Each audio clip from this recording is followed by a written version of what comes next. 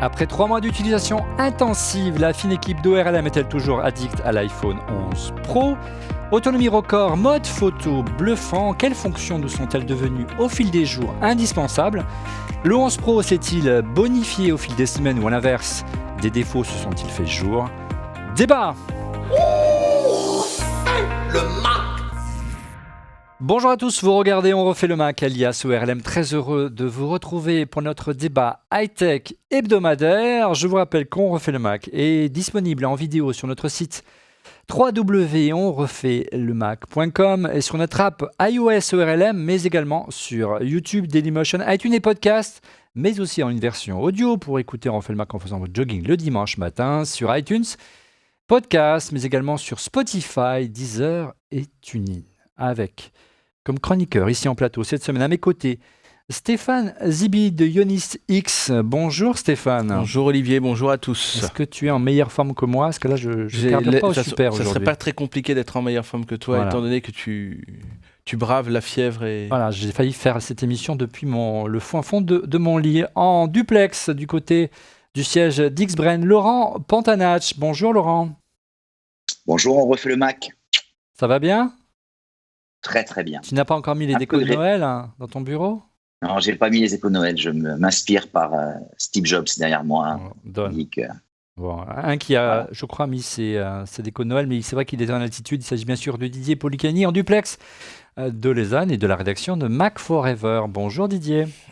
Salut Olivier, j'aime bien la petite distance de sécurité qui est entre toi et Stéphane, c'est pour que les virus ne sautent pas d'un à l'autre. Il se tient très très. Mais je suis très Il y en a un contagieux. qui a bien fait de pas venir cette semaine. Voilà, Laurent, du coup, il préfère rester. Ouais. C'est vrai que c'est un peu compliqué de circuler sur Paris ces derniers temps. Allez, avant d'enchaîner avec le sondage de la semaine, un mot au sujet de notre sponsor cette semaine. Il s'agit bien sûr de SanDisk. SanDisk qui commercialise l'Xpand Wireless Charger, un chargeur à induction pour faire le plein de la batterie de votre iPhone et sauvegarder automatiquement ses photos. Il intègre en effet un SSD de 128 ou 256 Go pour archiver tous les clichés ou vidéos en plus de recharger tous les iPhones de la famille sans avoir à s'abonner à un service dans le cloud. Pour copier vos photos, c'est très simple. Il suffit de le poser, le téléphone bien sûr, sur le chargeur pour qu'elles soient les photos automatiquement copiées dans le SSD intégré. C'est simple et il est là, regardez à côté de moi. Il charge en même temps au téléphone. Voilà. Et en plus, il y a une petite prise USB. Vous pouvez aussi le brancher sur le Mac. Ça fait SSD. C'est assez pratique. Allez, on passe tout de suite au sondage. Après cette page couleur, on enchaîne avec le sondage de la semaine. Le sondage de la semaine, c'est la réponse à la question qu'on vous a posée sur le compte Twitter dont refait le Mac. La question était cette semaine, utilisateur d'iPhone 11 Pro, 3 mois après sa sortie, qu'appréciez-vous le plus dans le fleuron des smartphones d'Apple ? Vous étiez 49% à répondre l'autonomie, 33% à répondre ces 3 capteurs photo, 10% à répondre la nouvelle couleur verte et 8% enfin la puissance. Un plébiscite donc pour l'autonomie à l'image du message de Louis Blotte posté sur Twitter sur le compte @on refait le Mac. Regardez, n'empêche que la batterie de l'iPhone 11 Pro Max, c'est fou, il me reste encore 7% de batterie. Et la dernière charge date de hier matin, plus de 30 heures d'utilisation normale.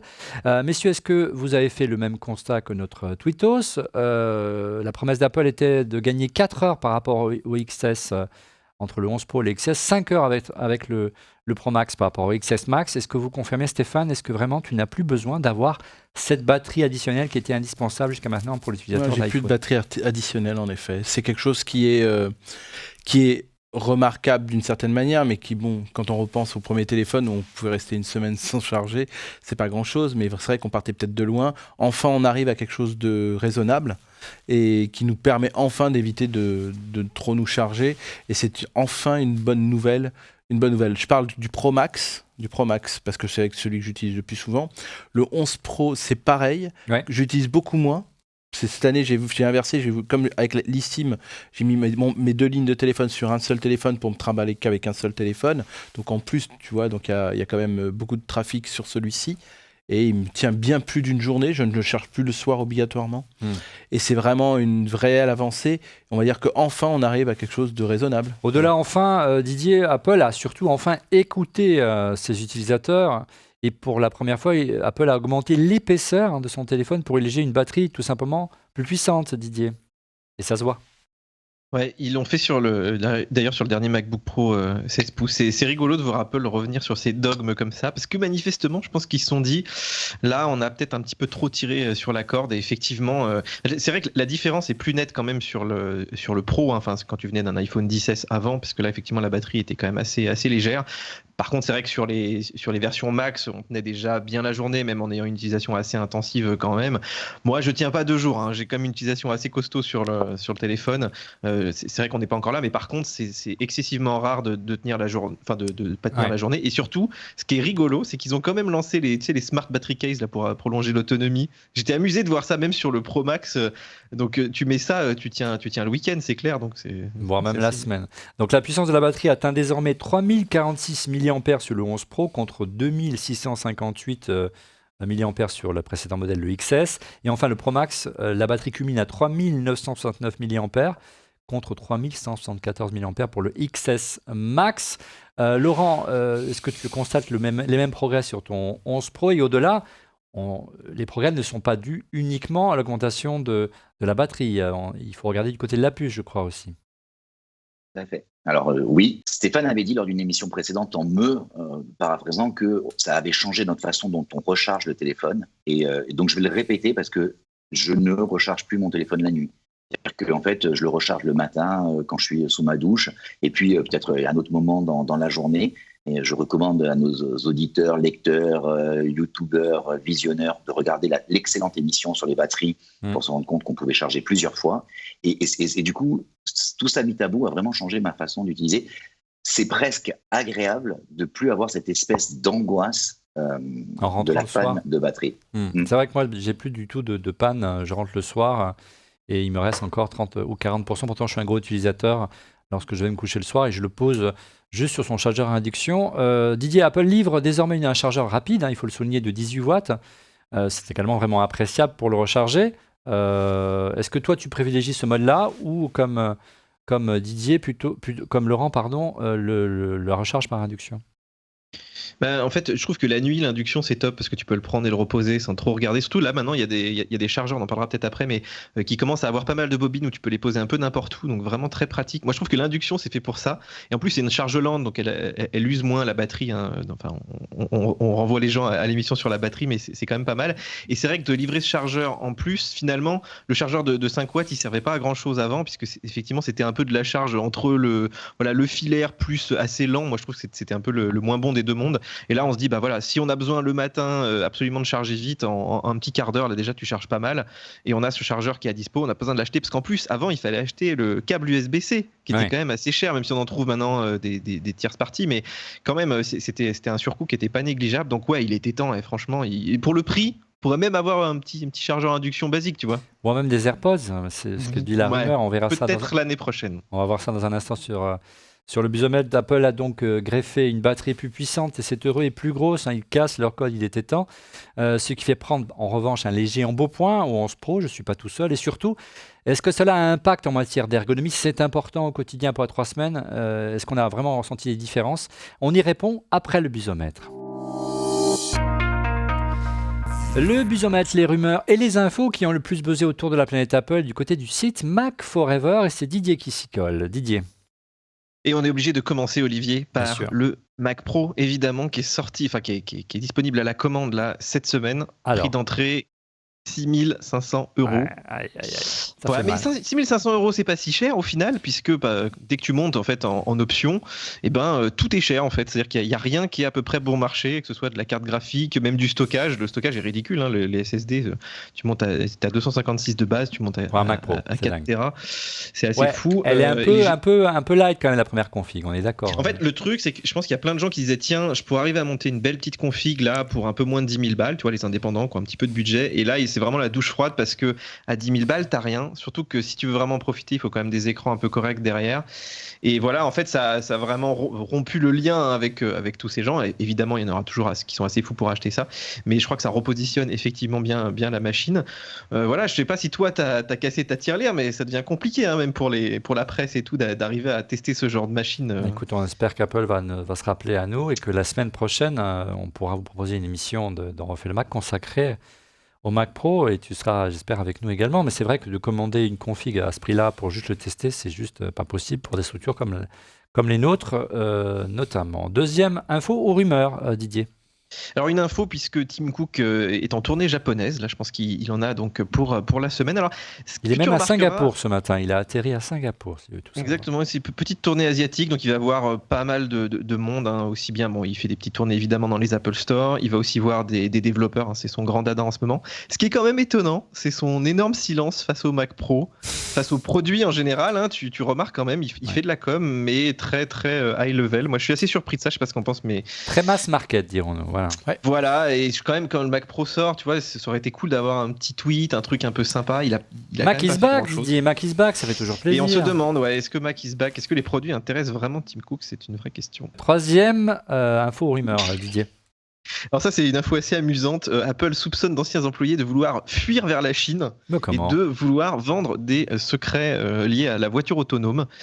Donc déjà, c'est intéressant de savoir qu'Apple développe une voiture autonome. Tu vois. Oui, ça on le savait, il y a le projet Titan notamment. Non, bien sûr, mais c'est évidemment, Apple se bat toujours pour protéger ses secrets industriels et on sait à quel point ça a beaucoup de valeur aujourd'hui et ça se revend aussi très très cher. Donc là, c'est assez rigolo parce que c'est des gens qui sont vraiment accusés de vol et Apple craint vraiment, parce que forcément en attendant le procès tu peux comparaître libre et tu peux aussi fuir le pays, quoi.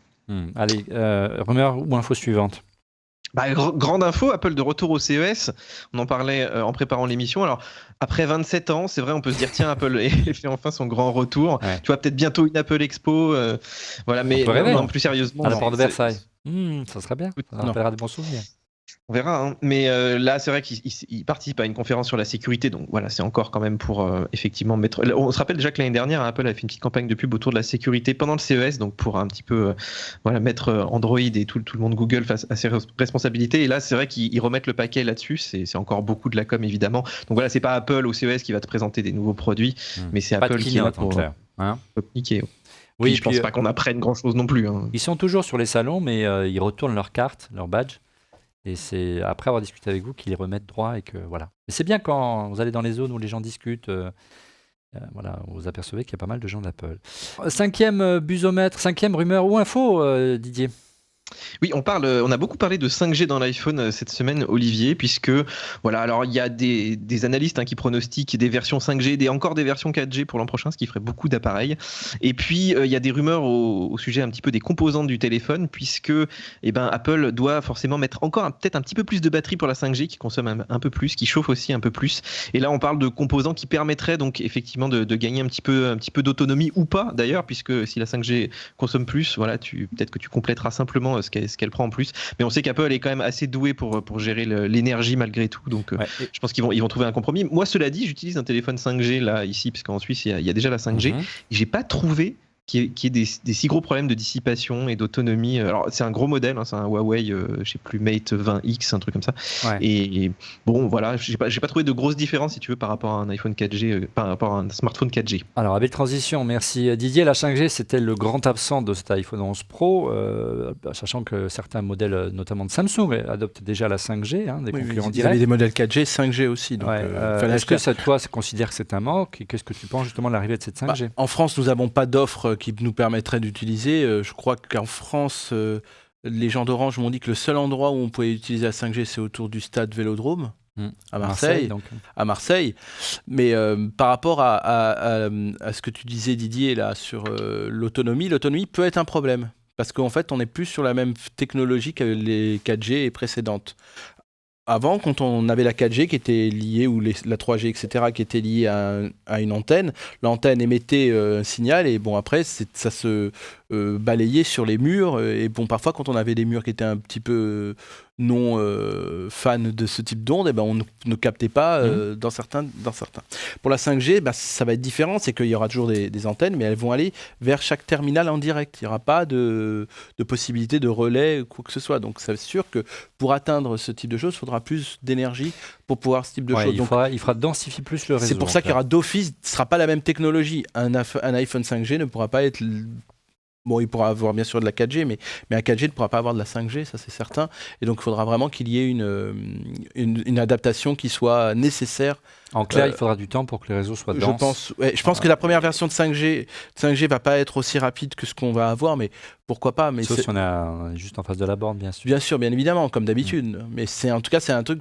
Moi, je trouve que c'est pas grave que le 11 Pro n'avait pas la 5G. Ouais, bon, il est vrai que normalement, lorsqu'on achète un téléphone, c'est pour le garder au minimum 3 ans. Dans 2 ans, la 5G, on peut penser, du moins on l'espère, en France serait installée. Donc ce serait un handicap pour ceux qui l'achètent maintenant. Mais aujourd'hui, c'est vrai que c'est absolument pas un handicap puisque la 5G n'est pas encore déployée. Retour donc sur l'iPhone 11 Pro et sur l'ergonomie. Le compromis d'Apple d'augmenter son poids et son épaisseur est-il un handicap au quotidien ? Ergonomie, bilan mitigé, en le prenant en main, du moins pour le Pro, Max, qu'on en perçoit, on perçoit qu'il est légèrement plus lourd et qu'il est légèrement plus épais.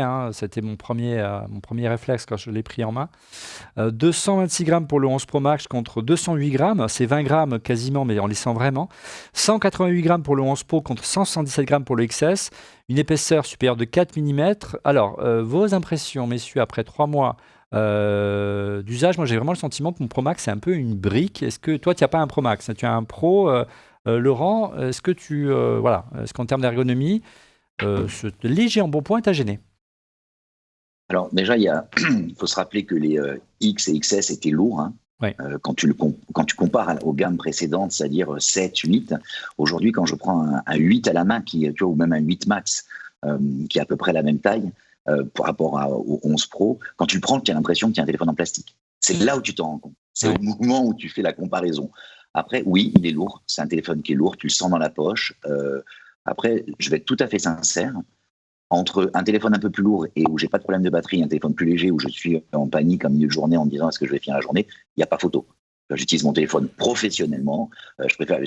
Tu vois, il ferait même 20 grammes de plus, il tiendrait 2 heures de plus, je le prendrais quand même. Voilà, c'est l'usage, quoi. On a besoin de téléphone aujourd'hui qui soit capable de téléphoner tout le temps. Stéphane, tu as les deux en plateau avec toi, tu as le 11 Pro et le 11 Pro Max. Alors concrètement, moi je trouve c'est une vraie brique. Alors toi, tu pousses le vis jusqu'à pas de mettre de coque, mais en plus avec une coque, si en plus tu prends une coque batterie comme nous a indiqué tout à l'heure Didier. Il faut avoir des grosses poches quand même. C'est sûr que ça déformerait nos costumes. Donc, raison pourquoi je mets pas de coque. De coque, mais je mets les coques, mais les coques de nos amis de chez Rhinoshield. Parce que c'est vrai que j'aime bien les mettre, mais non, mais j'ai une coque, mais là je les ai enlevées pour que tu. D'accord. Bah oui. Concrètement, est-ce que c'est trop lourd, franchement? Moi, je trouve que c'est trop lourd. Sincèrement, mon support de voiture ne tient pas là, il n'arrive pas à le supporter. Il faut changer les supports de voiture. Ouais, non, mais voilà, mais d'une génération à l'autre, entre le 16 et le 11 Pro Max, pourtant c'est le même form factor. Quand tu additionnes tous tes besoins et tu vois tout ce que peut te porter Apple, comme l'a dit Laurent il y a quelques instants, est-ce que le fait de ne pas pouvoir charger, d'arrêter de charger ton téléphone toutes les 15 minutes ou d'avoir une batterie supplémentaire, déjà c'est une chose. Moi, je sais pas, je me doute, je pense qu'on est arrivé à un poids qui va rester standard pour les années à venir. On va pas changer. Ça paraît impossible qu'il allège. Ou alors on trouve de nouveaux composants on va voir. moins luxueux, quoi. Ouais, ça m'étonnerait chez Apple. Mais ça m'étonnerait. Il y a une autre concession, Didier, qu'a fait Apple sur l'autel du gain de l'autonomie, la batterie d'une part, l'épaisseur, mais aussi la technologie 3D Touch qui permet de mesurer le niveau de pression sur l'écran pour activer une fonction qui a été abandonnée sur le Pro au profit du Haptic Touch qui équipait le 10R et qui équipe donc le 11 cette année. Donc désormais, on ne mesure plus la force de la pression, mais le temps que le doigt reste positionné sur la dalle. Est-ce que toi, ça t'a gêné, Didier? Moi, au début, ça m'a vraiment embêté au quotidien. Et moi, c'est toujours casse-pied. Vraiment, ça m'énerve. En fait, je mets mon doigt sur le clavier, puis après, je reviens sur la barre espace. Là, c'est pas pratique. Et en plus, sur les gros téléphones, la barre espace, il faut plier vachement le pouce, en fait. C'est un peu technique. C'est moins ergonomique, on y perd. C'est moins ergonomique. Et vraiment, non, moi, je déteste ça. J'espère qu'ils vont le remettre. Et je pense que c'est pas impossible qu'ils le remettent, peut-être en augmentant un petit peu la taille des téléphones. Moi, j'y crois assez. Quand tu regardes ce qu'il y a sous Android, les écrans sont un petit peu plus grands. Et peut-être qu'ils pourraient remettre ce genre de techno. C'est vrai que ça prend un peu d'épaisseur, mais mais pour le curseur, c'était absolument génial. Et d'autant que moi, ce système de haptic touch m'énerve parce qu'il y a des fois où je fais des actions que je voulais pas faire. Exactement. Tu te retrouves avec la lampe qui s'allume tout le temps, avec l'appareil photo qui se déclenche alors que tu as juste appuyé sur l'écran. Enfin, t'as pas appuyé sur l'écran, tu vois, tu as juste mis ta main dessus. Et ça, c'est pénible. Et il y a plein de petites fonctions comme ça, donc qu'ils ont remplacées, qui étaient déjà présentes sur le 10R l'an dernier. Vous avez commencé là-dessus. Mais ouais, pour moi, c'est un vrai défaut de ce modèle. Et je comprends, il y a des gens qui m'ont dit, je passe pas à cette version à cause de ça. J'attendrai qu'ils le remettent. Bon. Moi, j'étais surpris parce que je n'utilisais pas le 3D Touch, mais par contre, c'est vraiment ce qui m'énerve, par exemple, quand je consulte mes mails et qu'il y a des longs mails avec plein de liens, des choses comme ça. Je n'arrête pas d'ouvrir des fenêtres par inadvertance parce que je laisse traîner mon doigt sur l'écran et donc ça ouvre une ouverture inopinée. Donc c'est assez problématique pour moi. Hein. Ça m'a vraiment perturbé lorsque je suis passé au 11 Pro. Mais bizarrement, depuis quelques semaines, je ne sais pas si c'est dû aux mises à jour d'iOS, les accidents sont devenus plus rares. Est-ce que ça vient d'une mise à jour justement ou ça vient d'une habitude que j'ai acquise de manière inconsciente? Je ne sais pas. Laurent, de ton côté, est-ce que c'est quelque chose qui t'a frappé entre le 10S et le 11 Pro? Alors oui, moi j'étais un très très gros utilisateur du Force Touch, hein, donc du coup, et principalement sur le clavier. Dès que je faisais une erreur, pour les retrouver dans un bout de paragraphe que tu as écrit sur le téléphone, te déplacer, tu pouvais monter, descendre. À l'arrivée, donc à la suppression de la fonctionnalité, j'ai eu du mal à m'habituer à la barre d'espace. Je l'ai fait maintenant.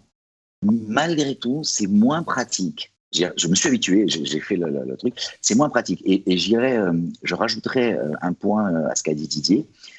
Comme c'est lié à la durée, il arrive parfois que tu te rends compte qu'à posteriori, tu as du style, tu poses la main, tu as ta main posée sur l'écran, et comme c'est sur la durée, pour peu que tu n'appuies pas assez fort et que tu déplaces un peu ta main, de temps en temps, il se déclenche quelque chose.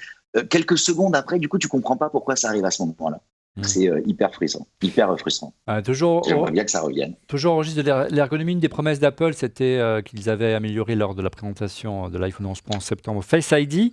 Apple annonce un déverrouillage de 30% plus rapide, hein, ce qui est vraiment un gain important.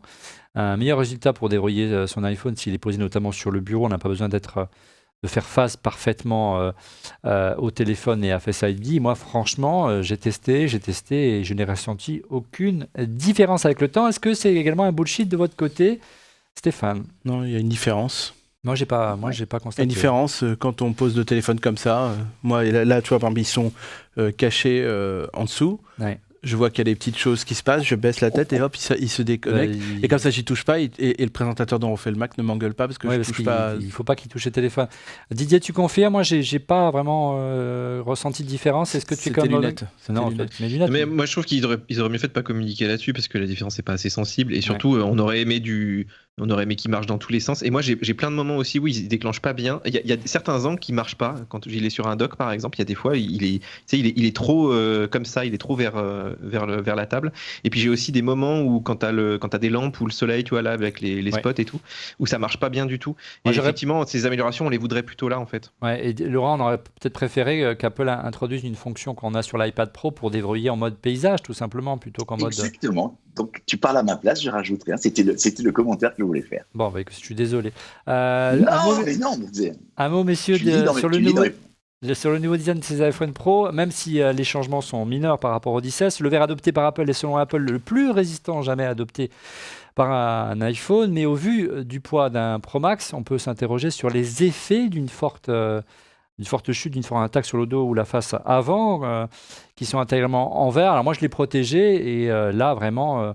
après 3 ans d'usage, est-ce que vous avez eu des chocs? Est-ce que vous l'avez abîmé? Vous avez constaté des rayures? Laurent, comme tu n'as pas beaucoup parlé, je te laisse la parole. Non, j'avais fait l'acquisition du verre. Ouais. Du coup, j'avais pris la coque translucide d'Apple, que je déteste toujours autant. Ouais. Je lui ai donné comme durée de vie jusqu'au 31 décembre. Et je me positionnerai au 1er janvier sur une autre coque, parce qu'en fait, il me glisse tout le temps des mains. Et en plus, quand il tape dur, parce qu'elle est assez rigide. Donc en fait, ça fait vraiment un bruit, ça fait vraiment mal quand tu l'entends tomber. Je le fais tomber régulièrement. Le choc, c'est ça? Non, exactement. Tu vois, c'est vraiment un bruit sec. Et donc du coup, je profite encore du verre jusqu'à Noël, histoire de montrer à tous les adorateurs du verre, et dont ma tante, qui est une grande fan du verre. Donc je lui montrerai à Noël le verre. Et ensuite, je repasserai sur une coque un peu collante, comme les coques Apple que j'aime bien. Stéphane, tu as constaté des petits dégâts, des petites rayures. On sait que tu es très précautionneux envers tes iPhones, mais moi, je me suis pris des gadins et si j'avais pas cette grosse coque de chez RhinoShield, je pense qu'il serait plus là. Il y a plein, non mais ça c'est sûr que ça... Vu la densité de l'engin. Ouais, ça c'est sûr qu'aujourd'hui, et je sais pas si vous avez remarqué quand vous allez en Apple Store, maintenant il y a toujours la queue pour pouvoir installer les films protecteurs. On s'achète des coques, donc vu les montants qu'on dépense, on devient précautionneux. Et ça, c'est quelque chose qui est... Tu as le montant, regarde, je te l'ai mis sur l'écran de retour. Et donc c'est vrai que quand on veut changer un écran, là tu me l'as donné, c'est 311 € pour un 11 Pro et 361 pour un 11 Pro Max. Ça peut être des prix inférieurs dans d'autres boutiques, mais on perd la garantie. Donc je ne vous encourage pas de le faire. Si vous ne voulez pas faire sauter votre garantie qui est de 2 ans pour vos iPhones. Mais il faut dire les choses comme elles sont. Pour moi, ça vieillit très bien et le vert, je le trouve magnifique. Et je suis content et j'espère que chaque année, Apple sortira une nouvelle couleur. Ouais. Le bleu l'année prochaine. Alors, restons sur les couleurs et sur le design ou de l'arrivée du vert, ce qui a vraiment différencié le 11 Pro et le 11 Pro Max du XS, c'est l'arrivée de 3 objectifs positionnés en triangle qui ont fait couler beaucoup d'encre car jugés inesthétiques. Alors, au début, on était plutôt vent debout, mais à culpa sur ce sujet. Est-ce que tu as évolué sur ce sujet, Stéphane ? Pour moi, ils auraient mieux fait de les mettre autrement. Toi, tu préfères qu'ils les alignent comme Samsung ? Non, il y avait Samsung qui les aligne, il y a Huawei qui les a mis en carré au milieu. Enfin bon, je trouve que moi, en fait, ces 3 objectifs, de toute façon, c'est un mal nécessaire. Parce que en gros, toute la concurrence s'est mise pour avoir ces 3 différents angles. Donc, il était nécessaire de proposer quelque chose. Eux, ils ont fait ça le triangle. Bon, pourquoi pas ? Moi, je sais que c'était pas très esthétique. Bon, moi je suis un peu revenu sur cette idée-là. Je ne sais plus à qui j'en parlais avant de préparer cette émission. Toujours, hein. Ouais. Avec moi. Avec Stéphane, non, avec Laurent. Moi je trouve ça plutôt sympa et ça va même plus loin, je crois, Laurent, pour toi. Ouais, moi je pense qu'ils l'ont fait exprès. Je pense qu'ils ont fait ça de façon moche, volontairement. Ouais. C'est comme le Cybertruck d'Elon Musk, de Tesla qui sort et ça choque les esprits. Au final, tout le monde ne parle que de ça. Et en fait, dans l'imaginaire collectif, ce truc-là, c'est le truc qui marque. Tu le vois, c'est un iPhone. C'est impactant. C'est le truc que tu sais que c'est un iPhone. Et donc, du coup, c'était les seuls à l'avoir fait aussi moche, avec franchement, plus dès que t'es sur les couleurs un peu foncées, il y a du noir, du vert, du blanc, il y a le micro, il y a le truc. Et je pense que c'est volontaire. Je pense qu'on est vraiment dans une démarche purement... Oui, pour marquer une signature de marque. Moi, ce qui m'a vraiment lassé, qui me lasse maintenant, mais je suis un peu un enfant gâté, puisque l'iPhone, je change tous les ans, c'est l'encoche sur la face avant. Didier, la rumeur annonçait l'arrivée d'une version plus réduite, que suivre la tendance de Samsung, où il y a juste, par exemple, un œilleton, même si ce n'est pas aussi évolué en termes de technologie reconnaissance faciale. Il n'empêche que voilà, ça lasse un peu à force cette large encoche. C'est surtout que ça disparaît sur Android assez vite finalement. Je pensais pas que ça disparaîtrait si vite. Ils ont fait même le choix des fois de pas forcément mettre justement ces capteurs de reconnaissance faciale et puis de mettre un grand écran. Après c'est vrai que il y a 2 problèmes, c'est que effectivement il faut qu'Apple agrandisse un petit peu ses téléphones aussi pour pouvoir mettre peut-être la lignée de capteurs au-dessus et que ça fasse pas trop trop de bord. Et justement ce problème ou derrière l'écran. Je trouve que là le téléphone n'est pas si gros que ça et le bord est gros en fait. Et du coup ça fait un effet quand même. Enfin moi je dis toujours aux gens, allez voir les téléphones. Si vous utilisez que les iPhones, allez un peu à la Fnac ou sur des présentoirs, regardez les Android, ils ont quand même ils font beaucoup plus moderne avec leur bord plus fin et l'absence d'encoche. Alors donc là, c'est un tout. Et la face avant n'a pas changé, quoi. Vraiment, ça fait quelques générations là qu'on. Et là, on voit justement le Galaxy Fold, pendant que tu parlais, Didier, de Samsung. L'iPhone, par définition, c'est vraiment un téléphone statutaire. Là, tu l'as testé, tu l'as avec toi, Stéphane. On est vraiment dans un univers design tout à fait différent. L'écran pliable, tu l'utilises depuis quelques jours maintenant. Est-ce que tu penses que ça va beaucoup plus loin ? C'est beaucoup plus innovant qu'un iPhone 11 Pro aujourd'hui ? Ou ça reste encore une démonstration technologique de la marque coréenne ? Je pouvais penser à en parler un petit peu plus. Non, c'est maintenant. Un peu plus tard dans l'émission, dans les coups de cœur, parce que ce sera mon coup de cœur. Mais c'est vrai que c'est quelque chose qui est complètement novateur. Parce que là, quand même, j'ai le déroulé de On refait le Mac. Je peux l'observer et le lire comme de façon tablette, en gros. C'est mieux qu'une tablette pour moi parce qu'il n'y a pas la difficulté d'utilisation. Mais regardez juste Instagram en version carré et grand, comme ça, mais c'est magnifique. En gros, je vous parle même pas si vous regardez du Netflix ou vous regardez une vidéo sur YouTube, en particulier Non, l'émission. sans doute pas que d'avoir Mais un c'est- écran plus grand, c'est un c'est- avantage. non, mais le fait de le on faire comme voit, ça. les écrans grandissent de génération en génération, mais est-ce que ça te donne Non, ça fait un plus peu envie brique. aujourd'hui d'utiliser ce produit-là qu'un iPhone 11 Pro? C'est ça l'idée. Moi, j'ai mon opinion, c'est qu'il y a iOS qui fait la différence. Ouais. Et donc, tant qu'il n'y aura pas iOS qui sera portable sur ce type d'appareil, que ce soit les Huawei ou quoi que ce soit, donc déjà, d'office, il y aura un blocage pour moi. Mais est-ce que le produit te semble fini, abouti, ou c'est une démo techno? C'est une très bonne première version. Ouais. Et ce que je pense dire, et je voulais dire tout à l'heure pour le coup de cœur, c'est que quand on fait un coup de cœur, on est surpris, agréablement surpris, parce qu'on a peut-être un a priori négatif. Coup de cœur, on peut cacher quelques défauts parce que voilà, Bien évidemment, mais l'affection et l'amour l'emportent sur le reste. Mais en tout cas, je peux vous dire, c'est vrai que c'est une véritable nouveauté, ça c'est certain. Et il me semble que beaucoup de la nouvelle génération, en tout cas mes fils, dès qu'ils l'ont vu, ils l'ont adopté pour eux comme si c'était naturel. Oui. Donc en toute franchise, je dis pas que c'est l'avenir de la téléphonie, les écrans pliables, ça coûte relativement cher. Celui-là, il vaut 2000 € quand même. Ouais, mais ça va baisser. Ça va prendre du temps. Didier, on l'a dit, l'iPhone n'a pas évolué de manière majeure depuis maintenant presque 3 générations, depuis l'iPhone 10. Ça va faire 3 ans en septembre prochain. Là, Apple n'aura pas trop de choix que de casser un petit peu son design en septembre prochain, Didier. Et ouais, mais il y a beaucoup de choses à faire avec la 5G. Là, voilà, est-ce qu'ils auront le temps vraiment de faire ça? Et puis, est-ce qu'ils ont vraiment les moyens? Parce qu'ils sont aussi très exigeants. C'est-à-dire que ces systèmes d'encoche et tout, c'est parce qu'ils mettent aussi beaucoup de choses derrière. Là, ils veulent encore rajouter des capteurs. Quand tu regardes les rumeurs, c'est les capteurs temps de vol, là, tous ces trucs-là. Ça va demander encore un petit peu de place. Donc, moi, je pense qu'on va avoir des iPhones un peu encore déformés, comme ça, un peu Frankenstein pendant encore quelques années. Ouais. Et, on va pas passer à l'écran pliable tout de suite. Donc, là. Non, bord à bord, 100% peut-être. Il y a Monsieur Motorola qui vient d'être présenté, qui est vraiment pas mal aussi, le nouveau Razer, qui est assez étonnant. Allez, un mot au sujet de notre sponsor SanDisk qui commercialise l'Expanse Wireless Charger. Regardez, il est à côté de moi. Un chargeur à induction pour faire le plein de la batterie de votre iPhone et sauvegarder automatiquement ses photos. Il intègre en effet un SSD de 128 ou 256 Go pour archiver tous les clichés ou vidéos en plus de recharger tous les iPhones de la famille, sans avoir bien sûr à s'abonner à un service dans le cloud. Pour copier ces photos, c'est très simple, il suffit de poser le téléphone sur le chargeur pour qu'elle soit automatiquement copiée dans le SSD, intégrée, c'est très simple. Et c'est SanDisk qui fait ça. Voilà, et en plus, vous rechargez votre téléphone automatiquement en même temps que vous le sauvegardez. Retour à présent sur le second point fort de cet iPhone 11 et 11 Pro, vous l'avez publicité dans notre sondage, ces nouveaux objectifs qui améliorent grandement la fonction photo. Photo, vous êtes et nous sommes unanimes, le pari est vraiment réussi. C'était pas gagné à l'origine, c'était la nouveauté la plus visible et la plus mise en avant par Apple.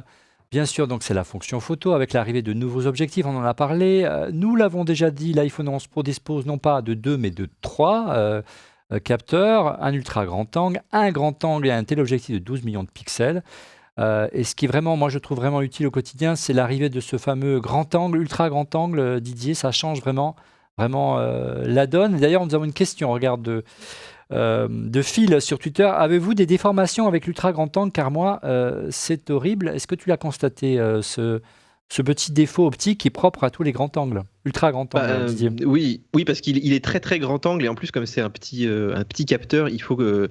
D'ailleurs, on voit des fois un petit peu ton pouce si tu le mets trop près, donc il faut vraiment que ça prenne le champ. Donc oui, c'est pas fait pour faire de la photo avec des belles parallèles et tout, de l'architecture. C'est fait pour tu mets ton appartement sur Airbnb. Là, l'autre jour, tu vois, j'avais une fuite d'eau et je voulais envoyer donc à la personne qui s'occupe de mon appartement, voilà, une photo de ça et j'avais pas beaucoup de recul et vraiment je me suis dit tiens là c'est un des exemples pour lesquels je suis vraiment content d'avoir un iPhone parce que sinon j'aurais dû faire plusieurs photos, essayer de me débrouiller un petit peu comme ça.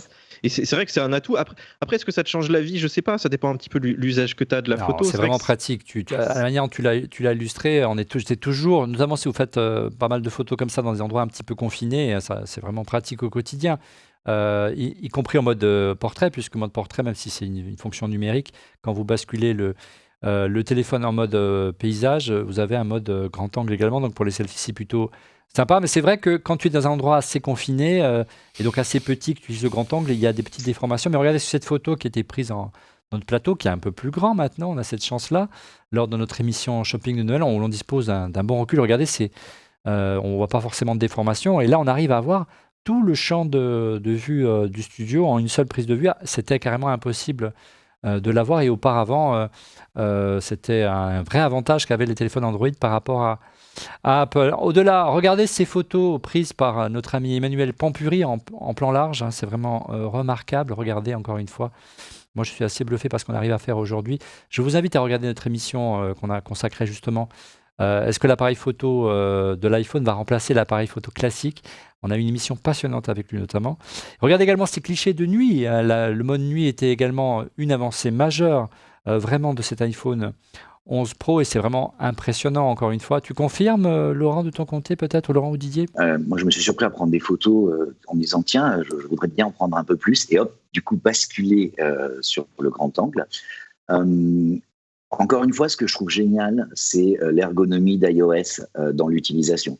C'est-à-dire qu'en fait, quand tu es en train de prendre une photo avec l'optique normale, tu vois, sur le bord de l'écran en moiré ou en légèrement grisé, ce que ça te donnerait sur les deux côtés, finalement, si tu passais en grand angle. Et en fait, ça te pousse à utiliser le grand angle. Ouais, c'est ça que je trouve génial. Encore une fois, ils ont... Mais ouais, c'est ça. Encore une fois, Apple est arrivé avec un usage qui est hyper intéressant. Et ça, je trouve ça génial.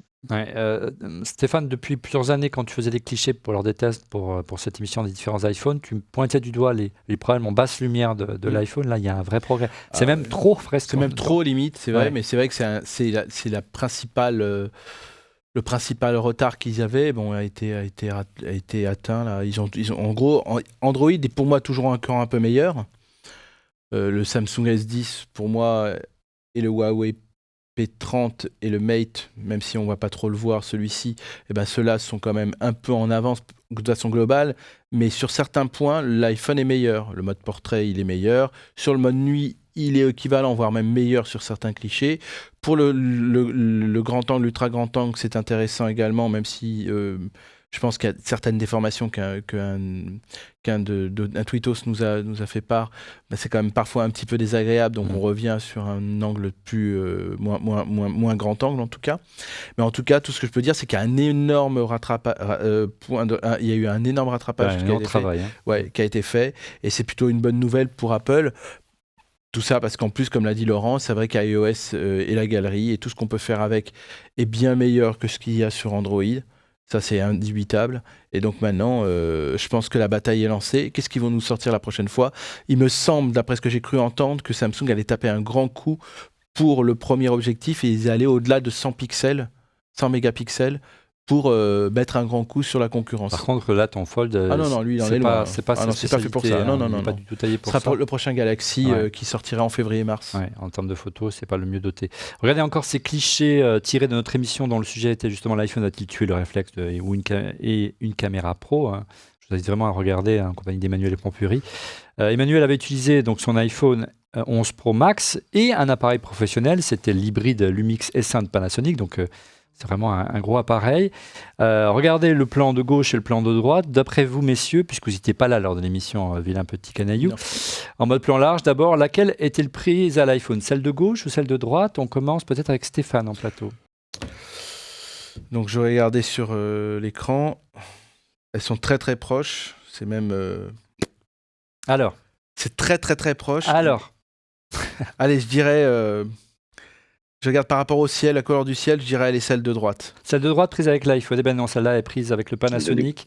L'iPhone est à gauche. Autre plan, regardez un mode portrait ensuite. Laquelle est-elle prise avec l'iPhone? Celle de gauche ou celle de droite? On va poser la question à Laurent. Celle de gauche. Ouais, Didier, tu confirmes celle de gauche ou celle de droite? Oui, puisque le bokeh et puis celle de droite, on semble. C'est quand même assez. Ouais, c'est juste. Là, sur ces photos-là, t'as du mal à tricher quand même. Ouais, mais c'est quand même assez. Bluffant le progrès qui a été fait. Et quand on compare les deux, même si on zoome, vous êtes nombreux à nous dire, mais si on zoome dans la photo, on fait une impression photo. Je vous garantis, même si vous zoomez, vous ne voyez pas de défaut majeur. C'est quand même assez bluffant, Didier et Laurent, les progrès qui ont été faits sur cette génération d'iPhone 11 Pro. Et rien que ça, franchement, si vous faites beaucoup de photos et de vidéos, et si vous avez déjà un 17, je vous conseille de changer. Vous n'allez pas être déçus, franchement, Didier. Oui, bah, ça dépend ce que tu fais. C'est-à-dire que pour le capteur principal, il n'a pas tellement bougé, lui. Donc voilà, tous les gens qui ont eu à partir du 10, je dirais, le capteur principal, il a augmenté légèrement de taille avec le 10S, donc il y a eu quand même des progrès. Et si tu enlèves ce côté grand angle et ce côté photo de nuit, moi je trouve que voilà, on n'a pas fait un saut majeur. Le saut majeur prochain, il sera quand même, je pense, plus avec l'augmentation des capteurs. Et d'ailleurs, il y a des téléphones Android qui se débrouillent mieux parce qu'ils ont un capteur un petit peu plus grand, donc qui récupère un petit peu plus de lumière. Donc voilà, et effectivement, il y a eu aussi les avancées là avec je sais plus comment ça s'appelle, le Deep Fusion, voilà, Ouais. qui permet de Qui est prendre arrivé entre-temps, au mois d'octobre. voilà, qui était bon. C'est pas toujours simple de voir la différence, puisqu'en plus, voilà, il faut avoir le même téléphone avec une version d'iOS précédente. Enfin bon, pour comparer, c'est assez difficile, mais c'est vrai que sur les poils, sur les choses comme ça, ils ont fait aussi de la photo calculée, hein, qui est un petit peu plus efficace. Donc, en augmentant aussi la performance de ton téléphone, tu vas gagner un peu en qualité photo, ce qui est quand même assez intéressant. Mais voilà, ceux qui ont des 10, 10, je dirais que c'est quand même pas non plus énorme en termes de différence, hein. Ouais. On a une question, on regarde sur Twitter de l'Oriente Yannick. Bonjour à tous, l'iPhone 11 Pro Max est-il vraiment fait pour filmer comme une caméra? Alors je vous invite à nouveau à regarder l'épisode 351, on le recevait en plus d'Emmanuel Pampuri, Guillaume Custer qui est formateur chez Tarka Media et qui forme les équipes de France Télévisions pour filmer à l'iPhone. Mais également Bertrand Samemi, le fondateur de City Pro, qui lui propose une solution et une app iPhone pour filmer pour les télévisions professionnelles. Et il a équipé notamment BFM TV Paris. Et puis on attend tous Filmic Pro, qui ne devrait pas tarder, Didier. Oui, Olivier, depuis le temps qu'on l'attend ce Filmic, moi j'espère vraiment qu'il va arriver vite, mais j'ai l'impression qu'ils ont quand même du mal à tenir leur promesse d'avoir tous les flux en même temps. Alors il y a des petites applis, je sais pas si tu as vu sur l'App Store, qu'on fleurit, qui sont pas aussi abouties que Filmic, mais qui proposent déjà d'avoir plusieurs flux en même temps. Alors tu peux pas forcément bien les enregistrer et tout, je pense qu'il y a quand même pas mal de boulot là-dessus. Des applis de développeurs indépendants qui ont juste utilisé les API d'Apple pour afficher des flux vidéo, tu vois, que tu es les trois en même temps. On pourra mettre des petits liens éventuellement. Ouais, on voit sur la vidéo, c'est la promesse de Filmic, en quelques mots, Didier. Oui, mais Filmic était censé pouvoir t'envoyer les flux, enfin récupérer les flus indépendamment. C'est-à-dire que tu filmes, tu as par exemple le plan large et puis le plan serré. C'est comme plusieurs pistes audio pour un séquenceur audio, c'est ça pour l'enregistreur audio. Mais c'est révolutionnaire, au lieu d'avoir 4 caméras, on n'en a plus qu'une. Là encore une fois, on voit bien que ça soit, peut-être avec Laurent, parce qu'il n'a pas parlé sur ce sujet-là, beaucoup de gens nous demandent sur Twitter, est-ce que je dois abandonner mon 10R, mon 10S pour passer au 11 Pro? Si vous êtes fan de photos et vous faites un peu de vidéo, vous vous initiez au podcast, c'est vraiment, ou à YouTube, c'est vraiment l'appareil qu'il vous faut.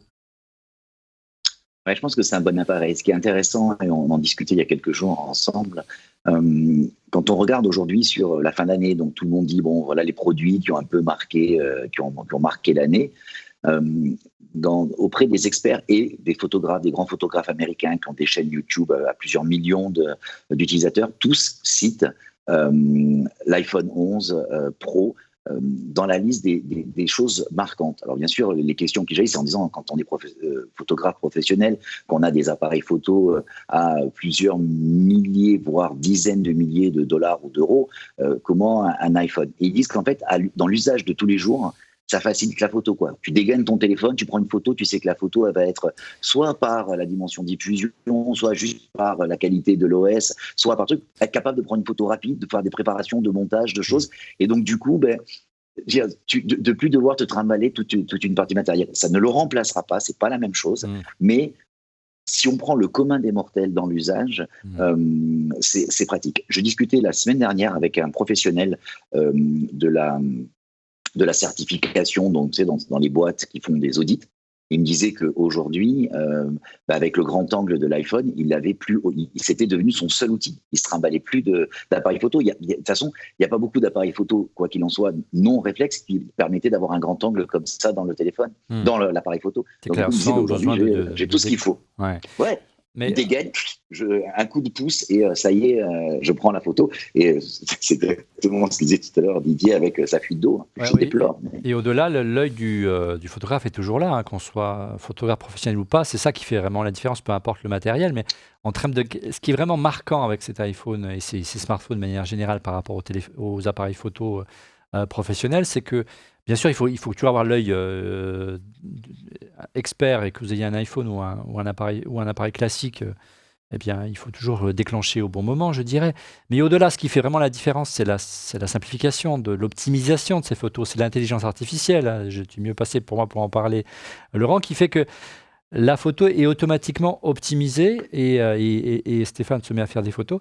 En grand angle. Voilà, en grand angle. Mais et c'est ça qui est remarquable. C'est qu'avant, il fallait passer la photo, la traiter dans Lightroom ou dans Photoshop. Et là, automatiquement, on se retrouve avec une photo qui est exploitable, d'une grande qualité, parfois même un peu trop, qui la magnifie. Et c'est ça qui est vraiment nouveau et dont les constructeurs d'appareils photo classiques, je dirais des réflexes et des hybrides, ont un peu de mal à appréhender aujourd'hui. Du moins pour conquérir le grand public. Assez parlé du photo, vous avez bien compris que c'est vraiment une de ses qualités. On va conclure sur ce qu'on considère 3 mois après sa sortie. Quels sont encore les manques marquants de cet iPhone 11 Pro? Quels sont les manques donc de cet iPhone 11 Pro? Question Twitter de Julien Serre. Son seul gros défaut d'après lui, après 3 mois d'usage, et qu'il n'a pas de port USB-C. On est tous d'accord, messieurs, sur ce sujet. Peut-être Stéphane. Oui. Voilà, l'USB-C sur le Galaxy Fold, c'est une de ses forces. Le Huawei également, le iPad Pro également. Bon, j'espère que c'est la dernière fois où on aura encore du Lightning. J'ai peur que ce ne soit pas encore la dernière fois. Mais Bon. il y a quelques rumeurs, Didier, sur la disparition du port pur et simple. On a vu ça? Exactement. Mais ça paraît pas totalement. Enfin, connaissant Apple, ils seraient capables de le faire. C'est-à-dire plus le Lightning, comme ils ont supprimé le jack. Le problème, c'est que si tu fais ça, il faut quand même que tu aies une solution de charge rapide aussi, parce que le sans-fil rapide, pour l'instant, bon, on arrive un peu à le faire, mais il y a quand même beaucoup de déperditions. Puis, tu vois, c'est pas simple. Tu vas pas te balader avec toi avec un chargeur sans fil. Donc moi, j'y crois moyennement, et je penche plus pour l'USB-C quand même, qui me paraît le meilleur compromis aujourd'hui, parce que ça devient casse-pied. Mais là, en fait, c'est casse-pied surtout parce que là, ils te sortent des casques Beats, là, des trucs comme ça. Ils sont tous pas en USB-C. Je comprends pas ce qui se passe. Il n'y a pas un usage Lightning et un usage USB-C. Non, mais tu vois, ils verrouillent leur leur marché et leur oui, non, mais c'est certification. que financier, évidemment. C'est bien dommage. Du royalty. Quand Apple privilégie la finance à l'usage et à l'intérêt de ses utilisateurs. Alors, on avait pointé du doigt, Laurent, une grosse inquiétude au moment où l'iPhone est sorti, l'iPhone 11 Pro au mois de septembre. C'était bien sûr iOS 13, qui était vraiment buggé en septembre dernier, et on s'inquiétait tout au long de l'été ensemble du nombre de bugs qu'il y avait dans les versions bêta. Est-ce qu'après les 3 mois, tu trouves que les choses se sont améliorées, que finalement, ce qui était vraiment son talent d'Achille, à savoir iOS 13, qui posait quelques soucis, ça s'est amélioré au fil des mises à jour, tout simplement, Laurent? Alors, la réponse est oui. Aujourd'hui, j'ai plus de points vraiment bloquants. Mais par contre, tu vois, moi qui suis un grand fan des versions bêta, tu vois, de tester en bêta, ben, je n'ai pas passé en bêta. J'ai un autre iPhone pour tester les bêtas. Parce que tu vois, là, j'ai vraiment été échaudé. C'est-à-dire que sur iOS 13, ça a vraiment le niveau de bug a vraiment été mis assez haut. Bon, il reste des tout petits bugs par-ci par-là, mais pas. Il y avait encore des problèmes de calage d'écran sur. Notamment, il part en vrille quand même. Le mien, de temps en temps, il part en vrille. On sent que, comme je fais des sauvegardes et j'upgrade depuis le premier iPhone, j'ai jamais remis à 0, donc de temps en temps, il y a des ralentissements et on sent qu'il a un peu de mal, même si c'est un modèle qui est quand même bien doté en mémoire. On sent qu'il y a eu un saut qui a été fait en termes d'exigence, puissance matérielle sur ce produit-là. Et que de temps en temps, iOS pédale dans la semoule. Une fonction qui nous avait beaucoup intrigué lors de l'émission qu'on avait fait à la rentrée, souviens-toi, juste avant, Didier, l'annonce de l'iPhone 11 Pro, c'était la présence d'une puce ultra-wideband qui était appelée U1, une puce qui permet de faire de la géolocalisation. Elle n'est toujours pas active pour le moment, Didier. Si, elle est active dans AirDrop. Si tu fais un petit AirDrop, tu diriges ton téléphone vers l'autre. Ça marche, oui, ça marche pas à 100%. Ouais, c'est transparent, on le voit pas vraiment. Mais la promesse d'Apple lors de la WWDC de dire on va vous aider à retrouver vos téléphones qui sont volés, c'est pas encore le cas. Alors ce truc-là, c'est très compliqué. Moi, j'ai pas encore pris le temps de bien le tester, mais j'ai pas l'impression que ça fonctionne encore. En fait, Non, mais il y a quand même deux choses. Il y a cette histoire d'iPhone perdu où il va utiliser tous les autres téléphones, donc ça qui est effectivement une fonction promise et elle est sur les pages de support d'Apple, donc c'est censé marcher. Et puis il y a cette puce justement qui permet de géolocaliser, qui serait très bien couplée en fait à ces Apple Tags qui devraient sortir, donc ces petits tags que tu pourrais mettre un peu partout, je sais pas, dans ton sac, etc., qui pourraient permettre de géolocaliser tes produits. Ouais, là, ils Ils ont n'utilisent pas pas le annoncé ça. GPS, hein, c'est bien ça, c'est vraiment une Non, bande, c'est de la bande de fréquences géolocalisation, différentes. Hein. exactement, qui se déroule à l'intérieur de la maison. Et c'est vraiment, il faut que tous tes appareils soient équipés de cette puce pour que ça marche aussi, évidemment. Donc là, de toute façon, le spectre est limité. Mais par contre, ils n'ont pas dit, tu vois, dans tous les Macs qui sont sortis, les accessoires là, qui sont sortis récemment, a priori, elle n'y est pas, cette puce. Non. Alors que tu t'attendrais à la trouver. Et alors, il y a eu encore une dernière info autour de ça, c'est qu'apparemment, elle a posé quelques problèmes de sécurité aussi récemment. Donc voilà, je sais pas, c'est un petit peu le flou encore. Peut-être que c'est un peu tôt encore pour en parler vraiment, quoi. Ouais, encore des soucis, encore après l'AirPower, un peu de mal avec ces technos-là, mais c'est vrai que c'est une belle promesse, du moins sur le papier. À propos d'AirPower, une des rumeurs et une des attentes qui explique qu'on ne le voit pas sur le mien, parce que j'ai une housse Rhinoshi, mais peut-être sur le tien si on le montre. Le logo Apple a bougé au dos de l'iPhone.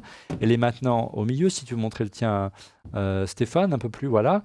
Au milieu qui laissait penser, et il semblerait que ce soit le cas, qu'il y a un système de recharge inversé qui est propre notamment à Huawei et à Samsung, et c'est vraiment très pratique. Est-ce que ça te manque quand tu veux recharger tes AirPods Pro, par exemple, tes AirPods sur ton iPhone? Avant, le nombre de fois où j'ai rechargé mon iPhone grâce à Huawei, ça arrivait avant. C'est ta batterie d'appoint. C'était ma batterie, en effet, oui. Maintenant qu'on n'a plus de problème de batterie pour ça non plus, et même pour les AirPods, comme ils ont amélioré aussi la batterie depuis la précédente version et encore plus avec la version Pro, j'ai plus de problème particulier, on va dire. Mais ce qui est juste, si c'est juste logiciel et qu'ils ont préparé le matériel, ça serait une bonne surprise un jour. Mais là, je sais que là, ils ont sorti ce matin la 13.3. Ouais. Je ne sais pas si vous avez souvenir qu'il y ait une aussi grosse mise à jour en point 3 à ce stade de l'année. Ça s'accélère. C'est vrai qu'il y avait beaucoup de bugs. De bugs, bien sûr, mais d'habitude, tu sais, le numéro de version est toujours intéressant. Et 13.3, c'est en gros une évolution majeure avant d'arriver à la 14, tu vois. Ouais. 13.3. Et il me semble que les 3, ça arrivait plutôt vers le février-mars, quoi. Et là, il a totalement raison, Stéphane. Il y a quand même eu une avalanche de mises à jour. Donc, on parlait des bugs. Et c'était la cata quand même pour eux cette année. Alors, heureusement qu'ils ont fait ces mises à jour parce que sinon, on serait encore en train de râler.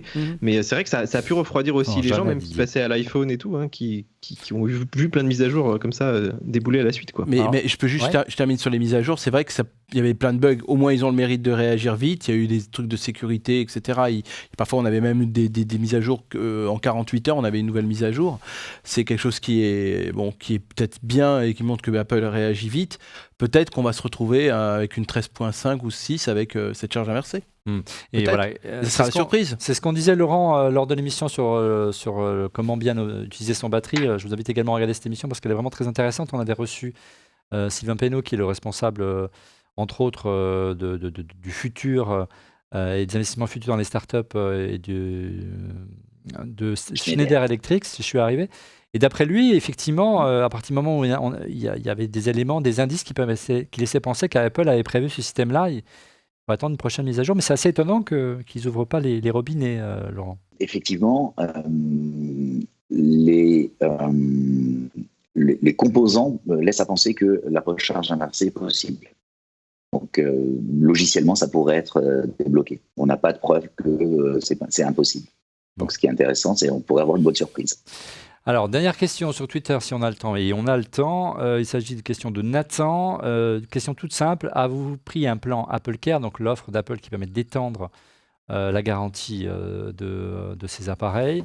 Et quel est votre daily case? Pour le daily case, tu as répondu, Laurent. Didier, qu'en est-il de ton côté? Est-ce que tu prends de l'Apple Care? Est-ce que tu conseilles de prendre l'Apple Care sur un iPhone contrairement à un Mac, par exemple? Alors, moi, je pense que les Apple Care, de manière générale, bon, les pros, des fois, les prennent par mesure de sécurité, voilà. Mais c'est vrai que je pense que, vu que c'est très cher, il faut le prendre que quand le risque est élevé.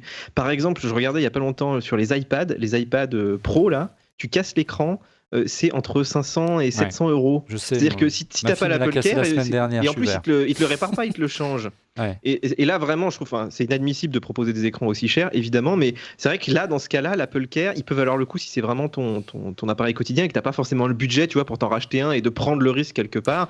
Sur les iPhones, les prix des écrans aussi ont pas mal explosé. Donc, effectivement, pour les 300 euros pour un iPhone. Si tu es du genre à casser ton écran, ça vaut le coup. Mais moi, tu vois, j'aimais beaucoup utiliser les téléphones sans housse. Et là, depuis l'iPhone 10, je n'ose plus parce que vraiment, avec le verre de partout et puis le poids qu'il fait, donc je mets ces housses-là. Et moi, j'essaie c'est les housses d'Apple, ça? C'est ça que tu utilises? Oui, parce que je trouve que celle en cuir, par exemple, elle est assez fine, contrairement. Alors, je sais il y a un certain nombre. Bah, tu vois, regarde, je prends une Rhino Shield. À côté, tu as des bords de malade. Ouais, mais ça Et ça, protège. moi, dans Ça la poche, protège. voilà, ça protège. Ouais, mais celle-là, franchement, je l'ai fait tomber plein de fois, même sur le béton et tout. Et Non. elle est suffisamment bien faite pour avoir, Ouais, tu mais vois, c'est les pas petits le bords même ici. prix, un. Et deux, je trouve qu'elles vieillissent vachement mal, les housses en cuir. Bah, regarde, chez c'est tout Apple. patiné, c'est tout beau. Moi, Ouais, mais j'aime attends, elle a beaucoup. 3 mois. Regardez, au bout de 3 mois déjà. Imaginez dans un an. Non, Non, franchement. elle suit assez bien celle-là. Celle en cuir, franchement, ça va. Et je trouve que c'est le meilleur Et compromis celle que en j'ai trouvé. silicone, c'est pas mieux, hein, Laurent. Souviens-toi, tu m'avais montré celle de ton précédent modèle. Elle part en petits morceaux assez rapidement, alors qu'elle vaut 70 ou 80 euros. Hein. Ouais, mais c'est donc 40, non, 49 ou 49. 59, pas autant que ça. Mais c'est hors de prix. C'est hors de prix pour ce que c'est hors de prix pour la valeur intrinsèque du produit, quoi. Le coup de silicone, le moule, le machin, vu la quantité qu'ils en vendent. Moi, je les trouve bien. Je les trouve bien parce que je les trouve collantes, elles tiennent dans la poche, le téléphone sonne pas. Ouais, mais Par elles sont contre, elles sont fragiles. Hein. vendues. Et Elles sont fragiles. Pour si vous revenir enlevez juste sur souvent l'Apple Care, votre iPhone, par exemple, pour le charger ou pour le tu casses les nettoyer, coins. elle finit Tu par casses les casser. coins en bas. Ouais, Ouais, tout à fait. systématiquement. Pour revenir sur l'Apple. Ouais. Ouais, sur l'Apple Care, il y a un truc qui est intéressant. L'Apple Care n'a aucun intérêt pour le rallongement de la vie de la garantie, de l'assurance. Il n'a d'intérêt que pour le changement du téléphone. C'est typiquement l'écran. On est dans ce qu'on appelle en économie sur une courbe en baignoire. C'est-à-dire que les téléphones, c'est comme les disques durs l'étude qu'avait fait Google sur les disques durs ou sur les téléphones. Tous les biens où il y a de la technologie tombent en panne soit très vite, soit très longtemps après la garantie qui est proposée, c'est-à-dire 3 ans, 4 ans après. Donc du coup, prendre une assurance produit pour ta télévision, par exemple, entre la fin de la garantie, c'est 1 an dans la majorité des pays, 2 ans en France et 5 ans, c'est stupide. Dans le cas de l'Apple Care, la grande question à se poser, c'est il peut y avoir un intérêt, effectivement, comme le disait Didier, sur la casse. Si la casse est prise en charge, parce qu'à un moment donné, il y avait des Apple Care où c'était coûteux, maintenant c'est plus le cas, donc voilà. Ouais, il vaut mieux privilégier Apple Care pour un ordi ou pour un iPad. Alors, Stéphane, toi, au niveau des cases, qu'est-ce que tu conseilles? alors Qu'est-ce moi, que tu les as pris? cases, je suis pas un bon exemple, mais donc c'est vrai que moi, comme Laurent, j'ai priorisé le côté vert, nouveau, etc. Donc depuis, je suis Donc passé. tu veux le montrer? Non, mais je voulais le voir surtout, parce que moi, ça me Côté faisait plaisir. statutaire, hein. Ah voilà, c'était important en tout cas, ça me faisait plaisir. Maintenant, bon, une fois que c'est fait et qu'on a passé à autre chose, bon, ben, soit ça arrive encore un petit peu, j'ai pas de coque du tout, comme sur le Pro Max en ce moment, où je mets une Rhino Shield parce que je sais qu'avec mes enfants, c'est même pas la peine. Et j'ai pas trop de soucis avec, mais c'est vrai que j'en prends soin. Non, en fait, par rapport à ça, il faut vraiment trouver il n'y a pas que du Rhino Shield, j'ai oublié le nom de la marque qui fait ça également, parce qu'ils proposent des glaces de protection beaucoup plus épaisses que les Belkin qui sont installées chez Apple et qui sont ultra fragiles, parce qu'on a une fissure au bout de 2e jour. Pour info. Donc il faut changer la protection. La protection assez souvent, enfin bon, sinon ça fait un truc moche, ou même parfois on en a dans le doigt, ce qui est vraiment pas très agréable aussi. Mais par rapport à la protection, ça dénature le design. Je sais, mais bon, faut bien. Déjà une coque, ça dénature, mais en plus il rajoute une vitre, c'est plus. Mais voilà, mais si c'est cassé, c'est carrément. Si c'est cassé, à repasser quoi. Mais ouais, bien sûr, mais si c'est cassé, qu'est-ce que tu veux? On n'a pas trop le choix. Et non, le truc par rapport à la protection, moi j'ai une double protection en fait. Ouais. J'ai une protection liée à un compte entreprise qui s'appelle Joint Venture chez Apple, qui vaut 499 € par an, et qui me permet d'avoir tous les produits que j'utilise et ceux qui travaillent avec moi également qui sont couverts. Et j'ai aussi une protection complémentaire avec une assurance qui me coûte 16,99 € où tous mes appareils en mobilité, ordinateur, console de jeu... C'est pas Apple qui le propose. Heureusement que c'est pas Apple, parce que sinon ça serait... Et qui me propose et qui me permet de changer, si par exemple un écran est cassé, jusqu'à 2 écrans par an, entièrement remboursés. Et donc avec ça, plus ça, j'ai jamais eu le moins de sous à débourser, même quand je suis en dehors d'une garantie, comme c'est arrivé sur une Apple Watch. Finalement, avec Joint Venture, comme il voit je suis un bon client, ben, ils finissent par... Tu veux dire qu'Apple est capable de faire des gestes commerciaux? Bah, en tout cas, ils ont pris en charge hors garantie la Series 3 qui était posée problème. Pro la semaine prochaine. On va voir. Alors, est-ce que vous pensez aux conclusions finales, bien sûr, conclusion tout court d'ailleurs de cette émission, est-ce que vous pensez que l'iPhone 11 Pro, on pensait à l'origine, disait que c'était un modèle de transition, et puis c'est plutôt une excellente surprise de ce modèle-là. Il y a de nombreuses avancées. Oui, on pensait que ce serait un peu le modèle, voilà, en attendant la 5G. Comme il n'y avait pas la 5G, ils ont bien pris le contre-pied de ça. Ils ont remis un peu tout ce qu'on voulait, de l'autonomie, du gros capteur. Du coup, on s'est dit, ah bah tiens, en fait, ils nous écoutent, c'est cool. Et puis après, on se dit, ah ouais, mais est-ce que dans 3 ans, on peut avoir la 5G? Enfin, ceux qui achètent leur téléphone neuf, qui mettent 1500 balles ou même un peu plus de 1000 euros, Ouais. ils réfléchissent quand même à ça aujourd'hui, je pense. Enfin, moi, j'ai eu pas mal de lecteurs qui m'ont dit, ouais, je trouve ça bien, mais peut-être qu'ils auront amélioré un petit peu les capteurs l'année prochaine. Peut-être que l'autonomie sera même encore meilleure et autant avoir la 5G. Donc voilà, ça nous paraît peut-être un peu loin aujourd'hui, mais si Orange allume toutes ses antennes, peut-être dans un an, tu vois, ça pourrait être cool, notamment pour les pros, hein, ceux qui travaillent beaucoup avec leur téléphone et ils sont nombreux aujourd'hui. Stéphane, et après Laurent. Alors, on sait qu'Apple, si on regarde depuis la sortie, depuis 2007, qu'il y a des cycles de 3 ans. 3 ans. Et donc, le premier, c'est un nouveau form factor. Le deuxième, c'est une évolution, on va dire, mineure. Et le troisième, c'est une évolution de l'appareil photo. Ce que là, on a aujourd'hui. On a respecté le On l'a programme. respecté. Donc, l'année prochaine, on aura un nouveau form factor. Oui, là, de toute façon, ils ne peuvent plus reculer. Donc, c'est sûr qu'on va avoir ce type de choses, mais on va surtout capitaliser sur toutes les avancées que l'iPhone 11 a pu avoir par rapport au 10. Au 10S, qui étaient déjà des avancées, on va dire, majeures. Là, ce qu'on a, c'est qu'en plus, donc, il y a la 5G qui arrive, donc c'est possible qu'on ait donc des téléphones un peu moins en 4G, des téléphones en 5G, et que c'est après la génération d'après qui sera vraiment très intéressante parce qu'on aura absorbé la 5G. Exactement. Et donc, je pense, en tout cas, que c'est pour moi une excellente surprise parce qu'il n'y a pas eu seulement l'avancée de l'appareil photo, il y a aussi la batterie. Et donc, oui, mais c'est ça qui est remarquable. Et donc, voilà. C'est qu'Apple écoute enfin ses utilisateurs. Donc, et on l'a vu avec le MacBook Pro 16 pouces il y a 15 jours dans cette émission. Et on le voit encore sur l'iPhone 11 Pro. C'est vraiment une bonne surprise. On le disait en amont, Laurent. C'est vraiment une bonne surprise ce produit. Et si vous hésitez encore, n'hésitez pas très longtemps. Oui, tout à fait. Et moi, on a beaucoup blagué sur le fait que j'ai noyé mon iPhone XS et donc du coup, ça t'a bien arrangé. J'étais obligé de prendre le 11 Pro et in fine, je suis assez agréablement surpris. Ouais. Et puis il semblerait que la surprise soit aussi du côté des ventes, puisque les ventes sont en hausse. Même Apple s'est surpris. Hein. Il y a peu de chiffres, puisqu'Apple ne publie plus ses chiffres de vente, ce qui est assez énervant, comme il le faisait auparavant. On sait que selon l'Institut Kantar, la progression d'iOS serait en augmentation en France de l'ordre de 2,9%. Les ventes d'iPhone 11 et iPhone 11 Pro seraient supérieures aux attentes, selon cette fois-ci Ming-Chi Kuo, le fameux analyste qui aurait demandé et aurait confirmé qu'Apple aurait demandé à ses fournisseurs d'augmenter la production de ces derniers modèles de smartphones, mais ils n'arrivent pas à répondre à la demande. Donc du coup, il va s'en vendre moins parce qu'ils n'arrivent pas à en fournir à temps que l'iPhone 16 qui était... Voilà, il se vendrait en gros entre... un petit peu moins, autour des 25 millions d'iPhone 11 Pro. L'iPhone 11, lui, par contre, cartonnerait littéralement par rapport au 10R, entre 36 et 40 millions d'unités, contre 25 millions pour le 10R. Donc, c'est un vrai succès. On aura, encore une fois, il faut attendre un petit peu que l'année fiscale se lisse. On arrivera à avoir des projections via d'autres unités des IDC, des Kantar et compagnie, parce qu'encore une fois, il faut regretter qu'Apple ne publie plus ses chiffres de vente, ce qui permet de savoir si un produit est un succès ou pas. Il donne uniquement du chiffre d'affaires et c'est bien dommage. Un mot au sujet de notre sponsor cette semaine. Il s'agit bien sûr de SanDisk. SanDisk qui vous propose un nouveau produit. Il s'agit de l'Xpand Wireless Charger. C'est un chargeur à induction pour faire le plein de la batterie de votre iPhone et sauvegarder automatiquement ses photos. Il intègre en effet un SSD de 128 ou 256 Go pour archiver tous les clichés aux vidéos, en plus de recharger tous les iPhones de la famille, sans avoir bien sûr à s'abonner à un service dans le cloud. Pour copier les photos, c'est très simple, il suffit de poser le téléphone sur le chargeur pour qu'elle soit automatiquement copiée dans le SSD intégré. Il y a même un petit port micro USB pour le brancher au Mac, c'est simple. Ça s'appelle le SanDisk Xpand Wireless Charger. Merci à SanDisk de nous soutenir. Nous passons tout de suite à vos coups de cœur. Les coups de cœur, on commence tout de suite avec Didier.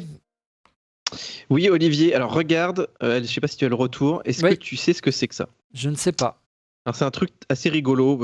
On pouvait mettre un petit peu tout dans nos coups de cœur aujourd'hui autour de l'iPhone, mais ça, c'est vrai que moi, c'est pas un truc que j'utilise. Mais comme Apple en propose maintenant sur sa boutique, j'en ai acheté. Donc tu vois, tu le mets de côté comme ça, tu tires, hop, ça te fait une petite poignée. Et ensuite, tu viens l'attacher ici à ton téléphone. Alors, je sais pas si j'arrive à le faire en live. Ouais. Et en fait, c'est ce qu'on appelle un grip. Enfin, les jeunes utilisent ça depuis quelques années. Là, tous les ados, tu les vois. Surtout les filles, d'ailleurs, c'est assez marrant. Et en fait, ça te permet d'avoir un petit peu plus de stabilité quand tu tiens le téléphone. Surtout ces gros téléphones, là, à une main. Donc, c'est assez pratique. Et ça a une deuxième fonction. C'est-à-dire que tu peux aussi le poser sur la table comme ça. Ah, Pour regarder des films. Tu vois, c'est pas idiot hein, quand tu manges à midi ou quoi que ce soit. un petit cadeau pas cher pour Noël, puis, quoi. C'est Comme ça voilà, ça coûte 16 €, hein, donc c'est vraiment, tu peux l'acheter sans problème. Et puis tu peux le réduire comme ça. Donc dans la poche, en fait, ça tient assez bien. Même avec une coque, là, tu vois, moi je trouve que ça passe dans la poche du jean. Donc voilà, celui-là, il s'appelle Pop Grip. Il y en a plein, évidemment, des fois des un petit peu moins cher. Mais par contre, celui-là, il est assez solide, tu vois, ce truc-là, là, t'as l'impression que ça va toujours casser.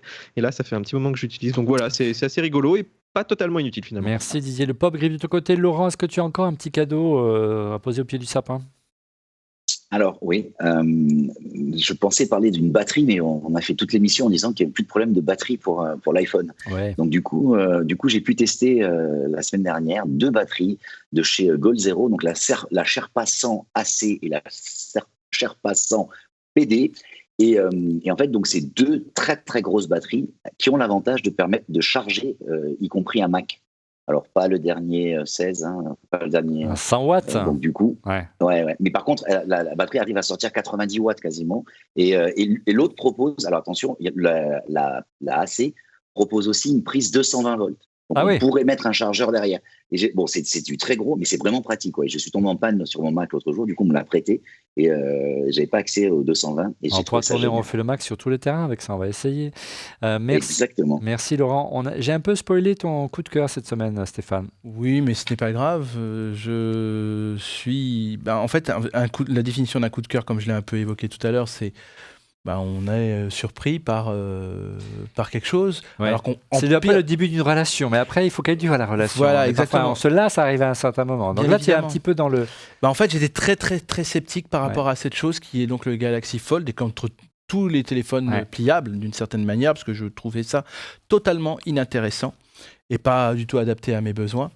Et en fait, il a suffi juste d'un geste, celui-ci, voilà, pour te convaincre. pour me convaincre et surtout Oui, de voir mais- et de voir la majestuosité de cet écran-là. Ouais. Alors là, si je prends la photo du fond vert, ça va pas donner grand-chose, mais je peux vous assurer que c'est quand même superbe parce qu'on peut prendre la photo dans cette position-là, pliée, on la prend et après on peut la voir en grand. On peut bien sûr prendre de.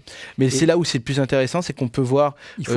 Il faut quand même voir sur la durée, quand même. Bien sûr. Alors, il y a eu beaucoup de critiques sur ce que l'écran marque au niveau de la pliure. Bien évidemment, ça marque. Mais Ouais. alors, voilà, je mets par exemple une vidéo qu'on connaît bien, pardon. On refait le Mac. Voilà, on refait le Mac et c'est montre vrai la que caméra. Voilà. et voilà Oui, là, on peut se demander, même si on a encore besoin d'iPad avec ce genre de Exactement. produit après. C'est peut-être une des raisons pour lesquelles Apple y va à tâtons parce qu'ils veulent préserver leur marché de tablettes parce qu'ils sont leaders du marché. Bien évidemment, mais surtout c'est que je pense, pour eux, en tout cas, c'est vrai que c'est un téléphone qui peut rappeler le communicateur de Nokia. Hein. Ouais, j'aime pas le design, moi, personnellement. Non, mais bien sûr, moi non plus, parce que ça fait vraiment brique, là, pour le coup. Mais c'est une très bonne première version, c'est très surprenant, et on prend un malin plaisir à regarder. À 2 fois, quand même. Hein. Je sais bien. Ouais. Mais je pense que c'est pas quelque chose de simple et d'aisé, et je pense qu'ils auront beaucoup de bugs et beaucoup de retours, mais vu la seule chose qui est un peu négative, quand même, c'est le prix. Ouais. Bah oui, 2000 €, quand même, ça fait un peu cher. De mon côté, regardez, c'est un coup de cœur que je devais vous présenter la semaine dernière dans nos coups de cœur de Noël, mais que j'ai malheureusement oublié. C'est le Time Porter de 12 South. Si vous cherchez un petit cadeau sympa, pas trop cher pour offrir pour Noël, c'est un petit étui pour votre Apple Watch, un peu comme un étui à lunettes dans lequel vous glissez tous les accessoires de la montre d'Apple, bracelet, chargeur électrique, voire une petite batterie tout simplement. Et un câble magnétique, bien sûr, de recharge. Et ce dernier affleure le capot. Et une fois l'étui fermé, ça se transforme en une sorte de dock pour accueillir votre watch sur la table de nuit. Donc, c'est plutôt une bonne idée. Et si vous baladez beaucoup, vous avez enfin tous vos produits, tous vos accessoires Apple Watch dans la même boîte. Donc, voilà une bonne idée de cadeau à poser au pied du sapin. Et ça vaut une quarantaine d'euros. Ça s'appelle le Time Porter de 12 South. C'est la fin de ce 356e épisode de Refait le Mac. Merci de l'avoir suivi. Je vous donne rendez-vous la semaine prochaine pour un nouvel épisode. Je ne sais pas encore si on aura la possibilité de le faire sur le Mac Pro. Ça dépendra évidemment de la disponibilité du produit via Apple. Vous pensez bien que ce n'est pas un produit qu'on peut commander comme ça à la légère sur l'Apple Store pour le présenter, vu les prix, notamment le prix de l'écran. Donc j'espère que vous pourrez le présenter la semaine prochaine. Si ce n'est pas le cas, la semaine prochaine, on vous préparera une émission sur Apple TV, plus le service de streaming d'Apple. Dans les deux cas, on se fera plaisir à vous retrouver. Vous serez au rendez-vous, messieurs, Stéphane? Oui, Olivier. Bon, Laurent, Didier, on se donne rendez-vous la semaine prochaine?